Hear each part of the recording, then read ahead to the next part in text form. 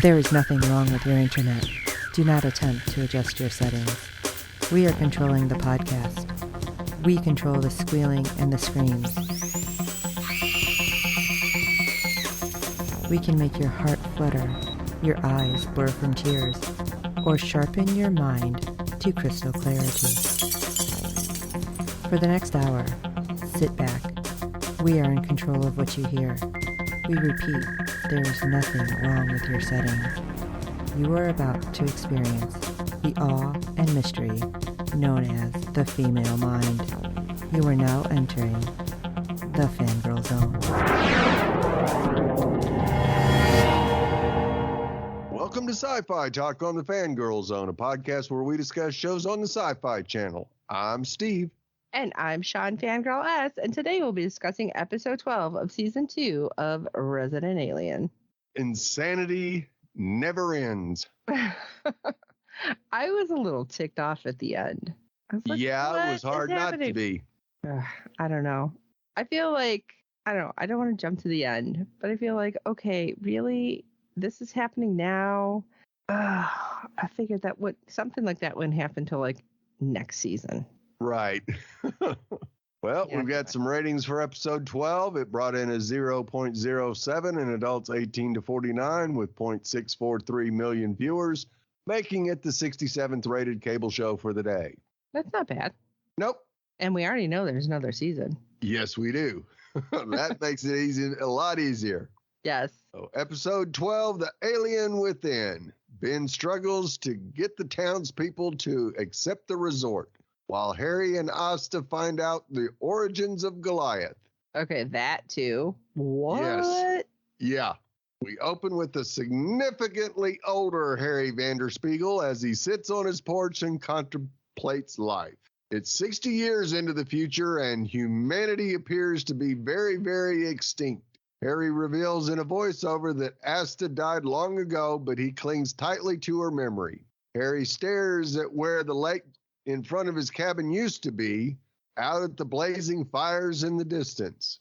Now we're back in the present. Harry's searching far and wide for the alien baby, a.k.a. Baby, as Sahar affectionately calls him, but no such luck.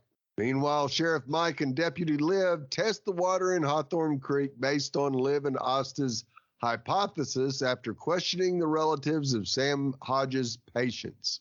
They find the waters are 100% poisoned. That's very not good. Nope. And that explains a whole lot of stuff. It does. Yeah. So we learned a lot going back to season 1, beginning of season 2, basically, with this. Yep. Now we know why the Hawthorne group wanted Sam Hodges gone.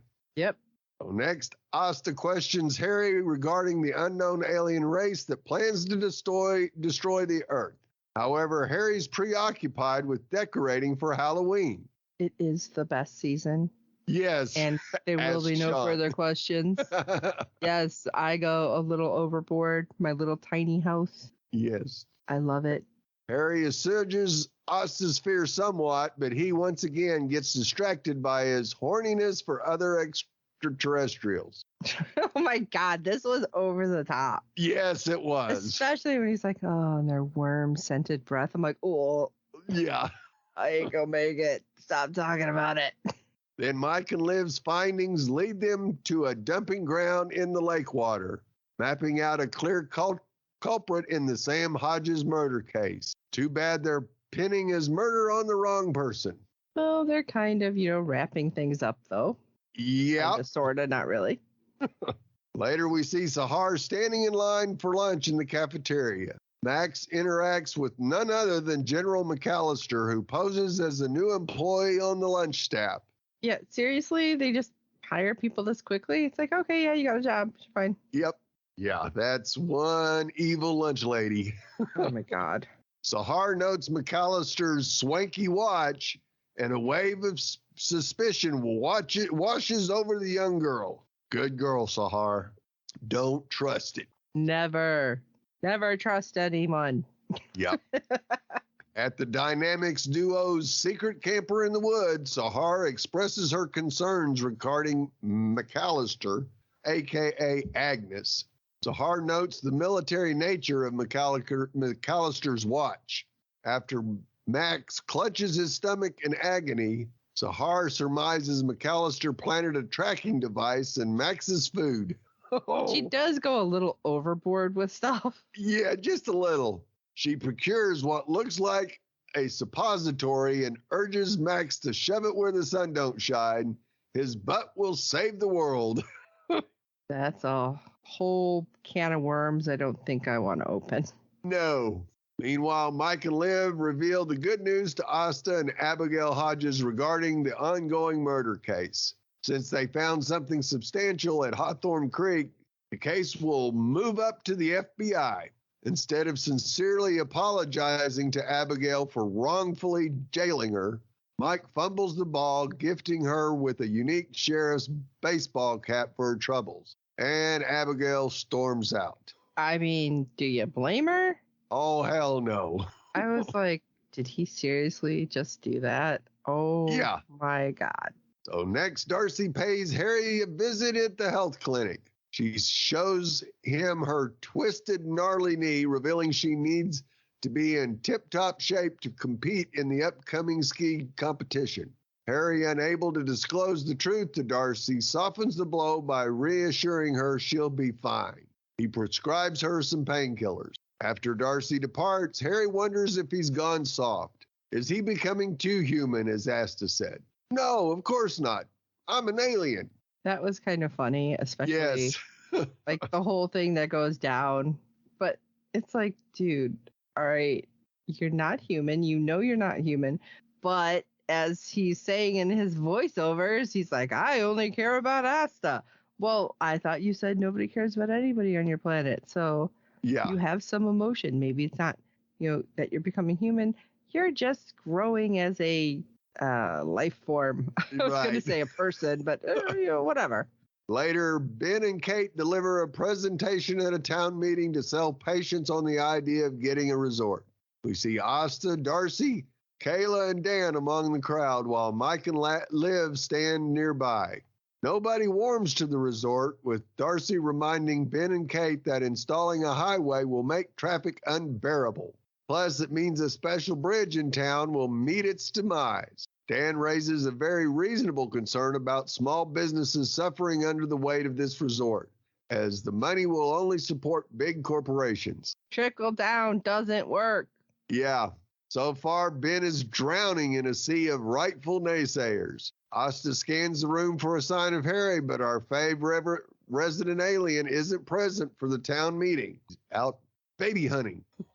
Oh, no, now he was just feeling sorry for himself. Yes. We see Harry trudge through the snowy landscape on the outskirts of Patience, peeling away his clothing until he's a naked alien. He vows to remain in his extraterrestrial form perpetually. After the meeting, we see Asta, Darcy, Liv, and Kayla devise a plan to prevent the resort from coming to fruition. Kate doles out a pep talk for her husband as Ben spirals. He knows no one supports this idea. Kate urges him to ignore what everyone else wants, which isn't sound advice to give a town mate. No, probably not the best of ideas. No. Meanwhile, Harry returns to his cabin because the desolate tundra has no pizza. A montage plays out wherein Harry struggles to adapt to life in his alien form. I love this. Yes. Especially all the swearing. Yes, he constantly hits his head on the ceiling and struggles to fit in his shower. Finally, Harry begrudgingly decides to remain in the human skin, citing that Earth isn't tailored for extraterrestrials. No shit, Sherlock. Especially when he has to go pee outside. Yeah. Yeah, we're not very accommodating in general. No, we're not. No. Next, we see David Logan observing Max and Sahar on camera. Now, that isn't creepy. How did they get all those cameras in there? Yeah. So McAllister did plant a tracking device in Max. At the station, Detective Lena Torres bids farewell to the team. Now the FBI will handle the Sam Hodges case. Torres gifts Liv with some extra police caution tape before turning to Mike. Liv encourages... This was so awkward. Yes. Liv encourages Mike to ask Torres out on a date, but he folds. Not quite as awkward as the scene in Swingers where Right. he makes multiple phone calls, but it was pretty up there. Yeah. I'm like, dude, she's like standing right there. Like, okay. Yep. Are you gonna ask me out to dinner or something? Nope. And then it got worse. Yes. When Liv goes in to talk to him, I'm like, what the hell? Right. So following Torres's departure, Liv asks Mike why he dropped the ball. Mike acknowledges Torres's attractiveness and how great she is as a person, but he wants to focus on other things. For example, Mike is thinking about leaving Patience. What? The city is calling to him again, and he misses drowning under a mound of murder cases. Boo! Liv stands there in shock as he walks away. Yeah, that really threw me off. I was like, what? I don't understand. No, not at all. Meanwhile, Harry kidnaps Sahar to find out where baby is. Or did Sahar adult nap Harry? That's up for debate. She's a smart kid. You know, she's the one who actually did it. Max runs into baby at school, and David learns through his research that baby is none other than Bobby Smallwood, the kid who went missing 80 years ago. Dun-dun. Max brings baby home to hide out. Ben and Kate burst into Max's room dressed as Sonny and Cher. It's Halloween, baby.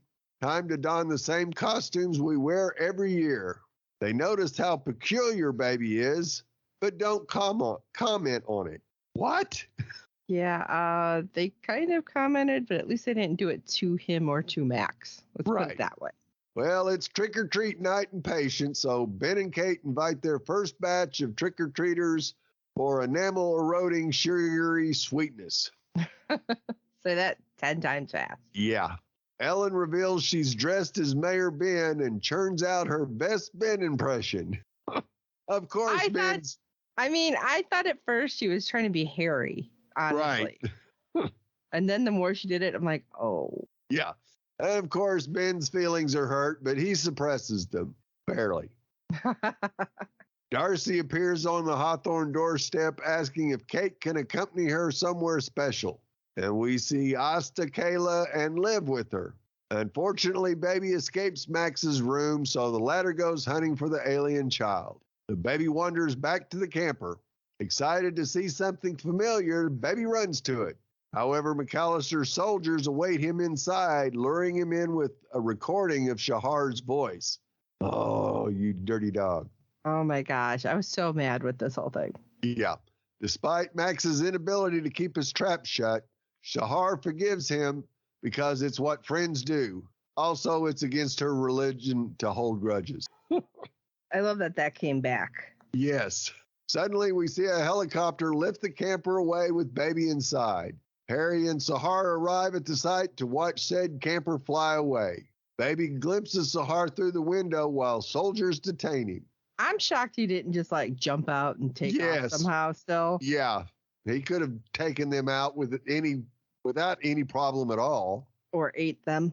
Yes. Sahar stops, turning to Harry for an embrace. His humanity kicks in despite Harry vowing to remain an alien, so he returns the hug. Oh, this moment is so sweet. And awkward. Yes, very awkward. Later, the gals take Kate to a special bridge in town. They show her a place underneath said bridge where they carved their names, memorializing the location. They encourage Kate to carve her name, which she puts beside Ben's. Afterward, they head to dinner where Dan serves them after hours. Asta, Liv, Darcy, and Kayla encourage Kate to stop Ben from building the resort in Patience. This town is special, and it doesn't need the taint of big corporations dulling its shine. Feeling like part of the family, Kate agrees to talk to Ben. We'll see how that goes. Yeah, especially after she was just like, don't listen to anyone. Yeah. Okay, how's that going to work? Next, Austin barges into Harry's cabin under the impression something is dreadfully wrong after he texted her 911 and some gibberish. This was cracking me up. Yes. He tells her about the government snatching up baby. Austin notices Harry has an overabundance of unopened mail. She notes an envelope from Violinda along with the note. In the note, Violinda mentions she wants her baby to know its father, a.k.a. Goliath. Inside the envelope, we see a book featuring Goliath's artwork. Asta and Harry flip through the pages. We see this scene spliced with footage from the future, featuring who we think is Harry roaming through a fiery, desolate, post-apocalyptic wasteland. The timeline jumps from 60 years into the future to 300, then 500. Suddenly, the alien finds a portal and steps through it into Brazil 33 years ago. Wait a second. Yeah, how'd they go 500 and the portal takes him back 33? He transforms into the human man who encounters him and looks like Goliath. Asta spots artwork depicting Harry and Asta standing in the snow the night he fought Jimmy. How could Goliath know about this event when nobody else was present?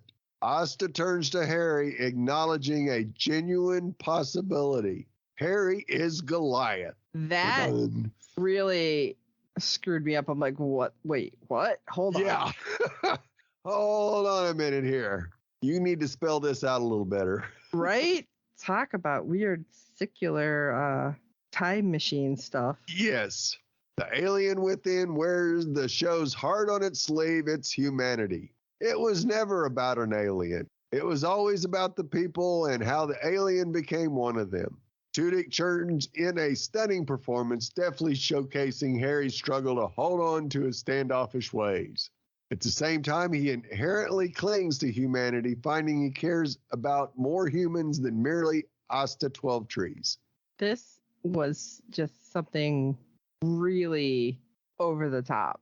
Yes. Because, I mean, it's one of those things that's like, all right, because I thought the whole point was, I mean, we always hear you can't change the past because it would change your future, blah, blah, blah. So, I mean, is Harry inevitably going to be like, well, I'm screwed? Yeah. I can't do anything. But he also knows he's got another alien invasion coming. Yeah. So, yeah, how is he going to deal with that? Yeah, I don't know. I don't think it'll be well, that's for sure. And if Harry is Goliath, then what the hell? That's a major twist because why wouldn't he go back and like talk to himself earlier? I don't know. Right. Yeah. I'm just like, I don't know what to say. Yeah. Well, I expect him to go after Baby, especially now that it's really his son. Oh, yeah. Well, I guess he already changed the past. A comedy of errors. Oh, Lord. That'll be something over the top for real. Yes. Well, we'd love to hear your thoughts on each and every episode this season. Our deadline for feedback is 6 p.m. Eastern every Friday during the season. You can send your feedback via email or audio to contact us at fangirlzone.com. Please review and rate us on iTunes and any other platform you use for your podcast. With good ratings and reviews, it helps other fans of the show find us, as there are no other Resident Alien podcasts out there except us. So tell your friends, and we do hope you're enjoying our podcast. And don't forget to check out the other great Fangirl Zone podcasts. You can check everything out over at www.fangirlzone.com. We have our podcast page where you can find our dozens of podcasts. And you can check out our contacts page with all of the ways to get a hold of us, because there's several ways. And we love talking to everybody, and we want to know what your theories are. So shoot them over to us. And for this episode of Sci-Fi Talk, I'm Steve. Yes, you are a true champion for women everywhere. And I'm Shawn Fangirl S. And until next time.